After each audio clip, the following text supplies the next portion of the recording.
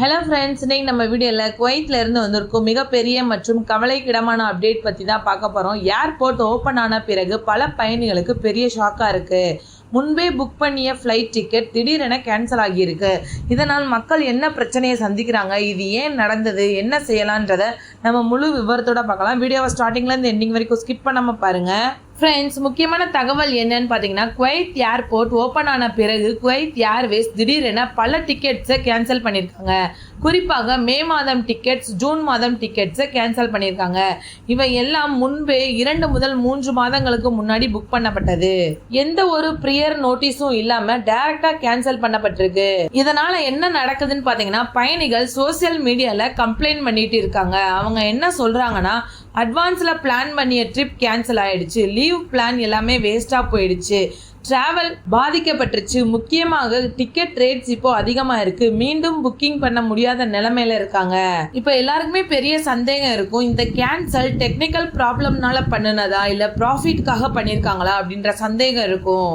Airport open ஆன பிறகு ticket price ரொம்ப அதிகமாக இருக்குது. சில தகவல் படி ஏர்லைன்ஸ் அதிக விலையில் மீண்டும் டிக்கெட்ஸ் விற்கலாம், அதனால பழைய புக்கிங் கேன்சல் பண்ணியிருக்காங்கன்னு மக்கள் சந்தேகப்படுறாங்க. இது ப்ரூவ் ஆகலை, ஆனால் டவுட் ஸ்ட்ராங்காக இருக்கு. இதே மாதிரியான இன்சிடென்ட் முன்னாடியும் நடந்திருக்கு. ஜசீரா ஏர்வேஸ் ஏர்போர்ட் க்ளோஸா இருந்தப்போ டிக்கெட்ஸ் கேன்சல் பண்ணியிருக்காங்க, பிறகு அதிக விலை வச்சு வித்திருக்காங்க. அதனால இப்பவும் அதே சுச்சுவேஷனா அப்படின்னு மக்கள் கேள்வி கேட்கறாங்க. இப்போ முக்கியமான கேள்வி என்னன்னு பாத்தீங்கன்னா, அரசு என்ன நடவடிக்கை எடுக்கும் என்பதுதான் மக்களோட எதிர்பார்ப்பு.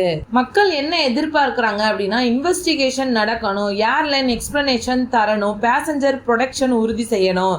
இல்லைன்னா மக்கள் நம்பிக்கை குறைந்து ஃபியூச்சர் புக்கிங் பாதிக்கும். இப்போ டிக்கெட் கேன்சல் ஆனது டெக்னிக்கல் கிளிச்சா இல்ல சிஸ்டம் எரரா, ஆபரேஷனல் சேஞ்சா அல்லது பிசினஸ் டெசிஷன் காரணமா இருக்கலாம். ஆனா எந்த காரணமா இருந்தாலும் முன்கூட்டியே தகவல் கொடுத்து ஆல்டர்னேட்டிவ் ஆப்ஷன் வழங்கணும். ஆல்டர்னேட்டிவ் ஆப்ஷன் இல்லாத காரணத்தினாலதான் இப்போ பிரச்சனை பெருசாயிருக்கு. அதனால் நீங்கள் பயணம் திட்டமிடும் போது டிக்கெட் புக்கிங் கன்ஃபார்ம் பண்ணி ஏர்லைன் கான்டாக்ட் வச்சுக்கோங்க. அதே மாதிரி ரீஃபண்ட் பாலிசி செக் பண்ணிக்கோங்க, ஆல்டர்னேட்டிவ் பிளான் வச்சுக்கோங்க, லாஸ்ட் மினிட் புக்கிங் தவிர்த்துருங்க. ஃப்ரெண்ட்ஸ், இன்னைக்கு நம்ம பார்த்த முக்கியமான விஷயங்கள் பாத்தீங்கன்னா, Kuwait Airways ticket cancel issue பத்தி பார்த்திருக்கோம். பயணிகளுக்கு ஏற்பட்ட பிரச்சனை, பிரைஸ் இன்க்ரீஸ் சந்தேகம் மற்றும் அரசு நடவடிக்கை, இந்த தகவல்கள் எல்லாமே விரிவாக பார்த்திருக்கோம். இந்த வீடியோ உங்களுக்கு ரொம்பவே யூஸ்ஃபுல்லா இருக்கும்னு நினைக்கிறேன். மறக்காம நம்ம சேனலை சப்ஸ்கிரைப் பண்ணிக்கோங்க. தேங்க்யூ.